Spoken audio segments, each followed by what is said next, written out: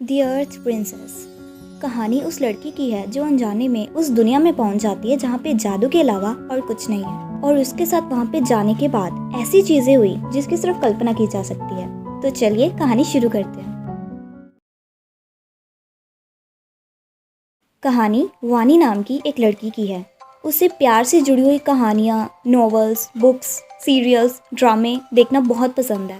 हालांकि उसे प्यार से जुड़ी हुई कहानियाँ देखने का बहुत शौक है, लेकिन ऐसी कहानियों का असल जिंदगी में कोई अस्तित्व नहीं है। इस बात पे उसे हैरानी नहीं है, क्योंकि वो जानती है कि काल्पनिक कहानियों का असल जिंदगी में कोई अस्तित्व नहीं है।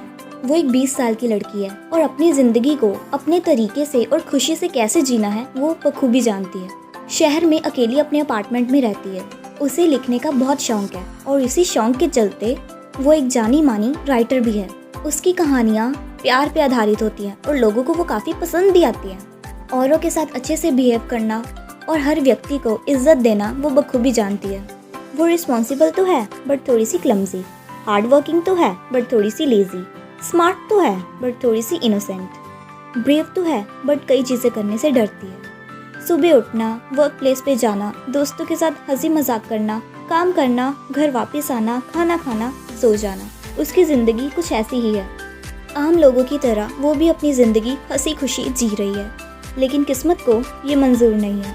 हर लड़की चाहती है कि उसको उसके सपने का राजकुमार प्रिंस चार्मिंग मिले, चाहे वो घोड़े पे आए या गाड़ी में।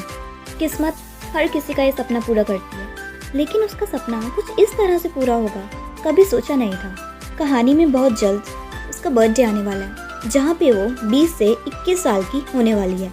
लेकिन कौन जानता था कि इस बर्थडे पे उसकी ज़िंदगी कुछ इस तरह से बदलेगी जो वो कभी सोच भी नहीं सकती थी, या फिर जिसकी कल्पना सिर्फ कहानियों में की जा सकती है। अपने बर्थडे के लिए वो बहुत एक्साइटेड थी और जल्द ही वो दिन भी आ गया। सुबह उसने अपनी आंखें खोली और सबसे पहले खुद को शीशे में देखा और कहा, हैप्पी बर्थडे वानी। जब वो वर्क प्लेस पे गई तो उसके सभी दोस्तों ने उसको उसकी बर्थडे की विशेस और ब्लेसिंग्स दी। वो ये विशेस और ब्लेसिंग्स लेके बहुत खुश हुई और सबको एक बार फिर से कहा, शाम को पार्टी में जरूर आना, मजे करेंगे। उसके फ्रेंड्स ने कहा, हाँ, हम जरूर आएंगे। सारा काम खत्म करने के बाद वो घर पे गई ताकि वो अपने सेलिब्रेशंस के लिए तैयार हो सके। घर पे जाने के बाद उसने एक बहुत ही खूबसूरत ब्लैक कलर की ड्रेस निकाली और उसे पहन के अपनी पार्टी के लिए निकल गई। जैसे ही वो रिजॉर्ट पे पहुंची तो उसके सभी फ्रेंड्स ने उसका बहुत ही खूबसूरती से स्वागत किया। उसको प्रेजेंट्स दिए, विशेस दी, ब्लेसिंग्स दी और भी बहुत कुछ। उसकी फ्रेंड्स ने उसके लिए एक सरप्राइज बर्थडे केक अरेंज किया। उसको देख के वानी बहुत खुश हुई। उसकी एक फ्रेंड ने कहा, केक कट करने से पहले और कैंडल बुझाने से पहले विश मांगो। वानी ने कहा, मैं इन चीजों पे विश्वास तो नहीं करती, बट तुम कह रही हो तो मैं जरूर मांगूंगी। क्या पता मेरी विश पूरी हो जाए। उसने विश मांगी काश इस बर्थडे पे मुझे मेरा प्रिंस चार्मिंग मिल जाए। और कैंडल बुझा के केक कट करके सबका मुंह मीठा कराया। फोटोज क्लिक की, गेम्स खेली, वीडियोस बनाई, मस्ती मजाक किया और बहुत ही खूबसूरती से बर्थडे सेलिब्रेट किया। किस्मत कब किसके साथ क्या करेगी ये किस्मत के अलावा और कोई नहीं जानता। पार्टी खत्म होने के बाद सब अपने घर के लिए निकल गए। वानी जब अपने घर के लिए निकलने वाली थी तो उससे पहले उसने अपने सभी दोस्तों को एक बार शुक्रिया किया उसके बर्थडे को इतना मज़ेदार बनाने के लिए। वानी गाड़ी में बैठी और अपने घर के लिए निकल गई और दूसरी ओर उसकी किस्मत उसका इंतज़ार कर रही थी। वानी मज़े से अपने घर के लिए जा रही थी, लेकिन रास्ते में अचानक उसकी गाड़ी एक अनजान जगह पे जाके रुक जाती है। वानी थोड़ा परेशान हो जाती है। वो गाड़ी से बाहर निकलती है और अपनी गाड़ी को चेक करती है और उसे पता चलता है कि उसकी गाड़ी का टायर पंचर हो चुका है। आसपास कोई था भी नहीं जो उसकी मदद कर सके।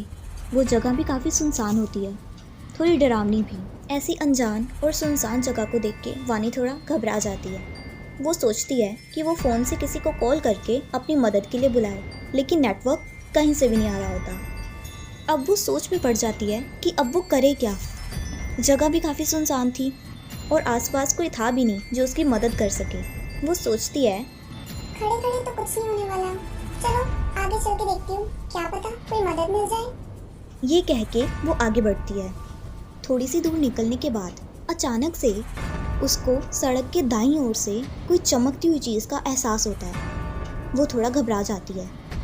लेकिन सिचुएशन से भागने की जगह वो उसका सामना करना सही समझती है। धीरे धीरे वो अपनी दाईं ओर देखती है और उसे ये पता चलता है कि एक बड़ा सा टूटा फूटा डस्ट से भरा हुआ गंदा सा शीशा पेड़ के सामने रखा हुआ है। वो उस शीशे के पास जाती है और सोचती है, इतनी अनजान और सुनसान जगह पे ये बड़ा सा शीशा किसने रख दिया? लगता है ऐसे किसी ने रख दिया। उस शीशे को वो अपनी उंगली से टच करती है और वहाँ से जाने ही लगती होती है कि अचानक से वो गंदा सा टूटा हुआ डस्ट से भरा हुआ शीशा उसकी आंखों के सामने एक खूबसूरत से शीशे में बदलना शुरू हो जाता है। उसके आसपास कॉर्नर्स में बटरफ्लाइज और फायरफ्लाइज उड़ना शुरू हो जाते हैं। देखते ही देखते वो गंदा सा टूटा हुआ डस्ट से भरा हुआ मिरर एक खूबसूरत मिरर में बदल जाता है। वो ये देख के हैरान रह जाती है क्योंकि ये सब चीज़ें उसकी आंखों के सामने हो रही होती है। वो ये सोचती है कि कैसे ये टूटा हुआ मिरर इतने खूबसूरत मिरर में बदल गया और बटरफ्लाइज और फायरफ्लाइज उसके आसपास उड़ना शुरू हो गए। शुरू में तो उसको लगता है ये कोई सपना है, लेकिन जब वो अपने आप को पिंच करती है तो उसे पता चलता है कि हाँ, ये सपना नहीं, रियलिटी है।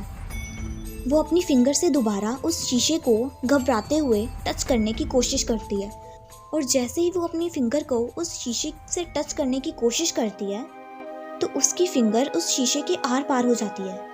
वो जल्दी से अपनी फिंगर पीछे कर लेती है और वो घबरा जाती है कि उसके साथ आखिर हो क्या रहा है।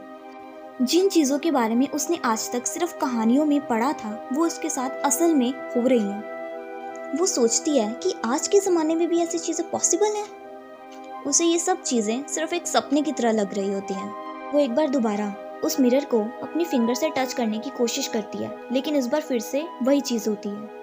उसकी फिंगर मिरर के आर पार हो जाती है। अब वो क्यूरियस हो जाती है कि आखिर ये सब चल क्या रहा है। वो बिना सोचे समझे उस शीशे में चली जाती है और शीशे के अंदर जाने के बाद वो जिस जगह पे पहुंचती है वहाँ चारों ओर सिर्फ सफ़ेद रोशनी होती है। वो अपने आप को काफ़ी थका हुआ महसूस करती है और वहीं पे बेहोश हो जाती है और जिस पेड़ के सामने वो शीशा पड़ा हुआ था वो शीशा वहाँ से अचानक गायब हो जाता है। इसके आगे वानी के साथ क्या होगा और क्या नहीं जानने के लिए वीडियो को लाइक करें, चैनल को सब्सक्राइब करें और कमेंट सेक्शन में ये ज़रूर बताएं कि आपको ये एपिसोड कैसा लगा। तब तक के लिए बाय बाय।